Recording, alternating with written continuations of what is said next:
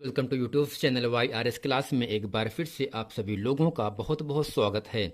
जैसा कि दोस्तों क्लास 10 विषय गणित में मैंने आप लोगों को प्रश्नावली 1B में इसके पहले के वीडियो में प्रश्न नंबर 1 और प्रश्न नंबर 2 अच्छे तरीके से हल कर दिया था। आइए दोस्तों आज की इस वीडियो में हम पढ़ते हैं प्रश्न नंबर 3। और फ्रेंड प्रश्न नंबर 3 आपके सामने कह रहा है अभाज्य गुणनखंड विधि द्वारा निम्नलिखित पूर्णांकों के HCF और LCM ज्ञात कीजिए। तो दोस्तों HCF का मतलब होता है हाईएस्ट कॉमन फैक्टर अर्थात मासा, और दोस्तों जो आपका LCM होता है लोवेस्ट कॉमन मल्टीप्लिकेशन होता है जिसे हम लासा कहते हैं। दोस्तों कहने का मतलब इतना है, इस प्रश्न नंबर 3 में हमें 3 संख्या दिया है। इन्हीं तीनों संख्याओं का हमें मासा ज्ञात करना है और दोस्तों लासा भी ज्ञात करना है। जैसा कि दोस्तों इसके पहले के वीडियो में मैंने प्रश्न नंबर 2 में आप लोगों को किस प्रकार से 2 संख्याओं या 3 संख्याओं का मासा और लासा निकाला जाता है, उम्मीद करते हैं आप वो वीडियो पीछे जरूर देखे होंगे। आइए दोस्तों प्रश्न नंबर 3 पढ़ते हैं। और दोस्तों प्रश्न नंबर 3 में 3 पार्ट है। और दोस्तों पहला पार्ट आपके सामने यहाँ से है 12, 15 और 21 का HCF और LCM ज्ञात कीजिए। और दोस्तों इसके साथ साथ ही 17 है, 23 है और 29 का भी हमें मासा ज्ञात करना है। और दोस्तों जो आपका तीसरा पार्ट है वो आपके सामने क्या है 8, 9 और 25 का हमें दोस्तों मासा ज्ञात करना है। तो आइए दोस्तों बेगर कुछ देर की हुई प्रश्न नंबर 3 का प्रश्न नंबर पहला पार्ट इसे अच्छे तरीके से हम हल करते हैं। अब दोस्तों करना क्या है, जब 2 संख्या हो या 2 से अधिक संख्या हो, जब हमें दोस्तों इसका HCF या LCM ज्ञात करना होता है, तब सबसे पहले हम करते क्या हैं, जो संख्या दिया होगा उसका दोस्तों हमें क्या करना पड़ता है, अभाज्य गुणनखंड ज्ञात करना पड़ता है। यानी दोस्तों जो संख्या दिया है वह किस किस संख्या से कट रहा है और कटता है। जैसे कि दोस्तों जो आपका संख्या 12 है ना, ये दोस्तों केवल 2 से कटेगा, 2 से और 3 से। तो दोस्तों जो आपका 12 है ये 2 से दोस्तों कटता है, फिर 2 से कटेगा और दोस्तों ये आपका 3 से कटेगा। और दोस्तों इसके साथ ही जो आपका 15 संख्या है ये दोस्तों केवल 3 से कटता है और दोस्तों 5 से कटता है।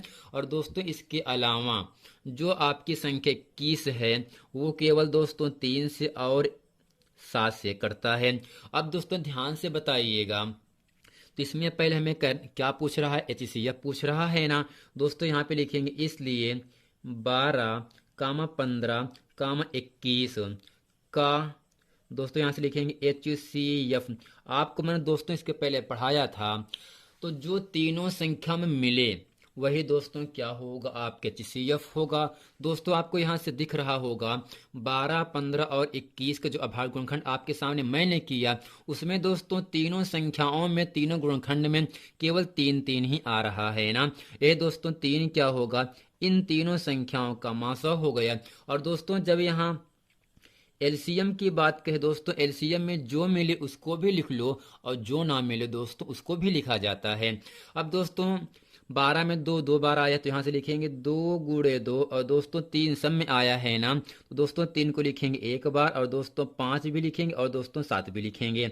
अब दोस्तों LCM यहाँ से क्या हो जाएगा आपका 2 दूनी 4, 4 तियाई 12, 12 पंचे 60 और दोस्तों 60 सत्ते होता है 420।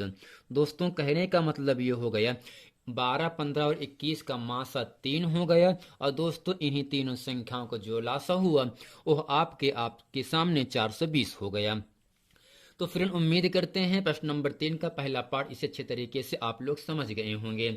अब दोस्तों प्रश्न नंबर दूसरा पार्ट आपके सामने यहाँ से है 17, 23 और 29 है। दोस्तों जो आपको 17 है एक आपकी अभाज्य संख्या है, 23 भी दोस्तों क्या है अभाज्य संख्या, और दोस्तों 29 भी क्या है एक अभाज्य संख्या है। और दोस्तों हम आपको ये बताना चाहते हैं जो अभाज्य संख्याएं होती हैं वह केवल एक और अपने आप से करते हैं।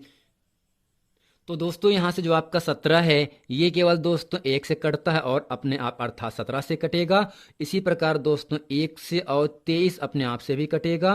और दोस्तों 29 क्या होगा 1 और 29 से कटेगा। अब दोस्तों क्या होगा, इन्हीं तीनों संख्याओं को दोस्तों HCF क्या होगा। अब दोस्तों आपको ये दिख रहा होगा इन तीनों संख्याओं को जो अभाज्य गुणनखंड है, तीनों में दोस्तों क्या मिल रहा है, एक मिल रहा है ना दोस्तों। एक क्या होगा, 17, 23 और 29 का मासा हो जाता है। अब दोस्तों इसके साथ साथ ही जो आपका एलसीएम निकालना पड़ेगा यहाँ से। अब दोस्तों एलसीएम क्या होगा, एक तो मिल ही सब में रहा है और जो 17 भी नहीं मिल रहा है, ना तो 23 है और ना ही दोस्तों 29 है। अब दोस्तों 1 गुणे 17 गुणे 23 गुणे 29 का जब हम गुणा करते हैं तब दोस्तों आपको उत्तर यहाँ से मिलता है 11,339, 11,339। यही दोस्तों इन तीनों संख्या का लासा हो गया और दोस्तों इन तीनों संख्याओं का मासा क्या हो गया, एक हो गया। तो फ्रेंड उम्मीद करते हैं प्रश्न नंबर 3 का प्रश्न नंबर पहला और दूसरा पार्ट इसे अच्छे तरीके से आप लोगों को समझ में आ गया होगा। आइए दोस्तों प्रश्न नंबर 3 का प्रश्न नंबर तीसरा पार्ट इसे अच्छे तरीके से हम हल करते हैं। अब दोस्तों इसमें क्या करना है, 8 है, 9 है और 25 है दोस्तों ना। अब दोस्तों आपको ये याद रखना है 8 केवल 2 से कटेगा 3 बार पे, पर 2 से काटेंगे 4 आ जाएगा, फिर दोस्तों 2 से काटेंगे 2 आ जाएगा और दोस्तों 2 अपने आप से कट जाएगा। अब दोस्तों जो आपका 9 है एक आपकी विषम संख्या है और दोस्तों जो विषम संख्याएं होती हैं वो विषम संख्याओं से ही कटती हैं, अर्थात दोस्तों यहाँ से 9 जो होगा वो 3 से 2 बार पे कटेगा और दोस्तों जो आपका 25 भी है या भी आपकी एक विषम संख्या है, ये केवल दोस्तों 5 से 2 बार पे कटेगा। अब दोस्तों क्या करना है, इन तीनों संख्याओं को दोस्तों मासा क्या होगा, तो दोस्तों यहाँ से लिखेंगे इसलिए 8, 9, 25 का HCF। अब दोस्तों ध्यान से बताइएगा इन तीनों संख्या में क्या मिल रहा है। कहोगे सर जी कुछ नहीं मिल रहा है, तो यहाँ दोस्तों हम क्या लिख सकते हैं, एक गुणे सब में कर सकते हैं ना। तो दोस्तों जो एक होगा आपका, एक सभी संख्याओं का अपवर्तक होता है। जितनी भी संख्याएं होती हैं वे सभी संख्याएं एक से कट जाती हैं, अर्थात दोस्तों एक क्या होगा, सभी संख्याओं का मासा कहलाएगा यहाँ से तीनों संख्या का। तो दोस्तों तीनों संख्या में एक मिल रहा है, यही दोस्तों एक क्या होगा, इन्हीं तीनों संख्याओं का मासा हो गया। और दोस्तों यहाँ से 8, 9, 25 का दोस्तों लासा क्या होगा, अर्थात दोस्तों एलसीएम यहाँ से क्या होगा, दोस्तों एलसीएम में जो मिले उसको भी लिखते हैं और जो ना मिले उसको भी लिखेंगे ना दोस्तों। दोस्तों एक तो सब में मिल रहा है, ऊपर 2 3 बार आया है, नीचे जबकि 2 आया ही नहीं है। दोस्तों 2 के लिखेंगे 3 बार वाला, 2 गुणे 2 गुणे 2 और दोस्तों यहाँ से 3 2 बार आया है, 3 गुणे 3। इसके साथ साथ ही दोस्तों 5 कितनी बार आया है, 5 गुणे 5 2 बार आया है। अब दोस्तों यहाँ से करते क्या है, जब इन सब का हम आपस में गुणा करते हैं तो 2 दूनी 4, 4 दूनी 8, 8 त्रि 24, 72 और दोस्तों 72 गुणे 5 25 कितना होता है दोस्तों, आपको मिलेगा यहाँ से 1800। यही दोस्तों इन तीनों संख्याओं का मासा एक हो गया और दोस्तों इन्हीं तीनों संख्याओं को जो एलसीएम जो लासा हुआ वह दोस्तों 18 आपके सामने आ गया। तो फ्रेंड उम्मीद करते हैं ये पूरा प्रश्न वीडियो आप लोगों को बहुत अच्छे तरीके से समझ में आ गया होगा।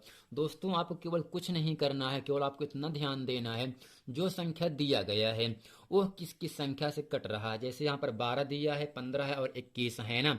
और दोस्तों जो 12 है ये 2 से कटेगा 6 आ जाएगा, फिर दोस्तों 6 जो है 2 से कटेगा 3 आ जाएगा और दोस्तों 3 एक अभाज्य संख्या है, अपने आप से कटेगा।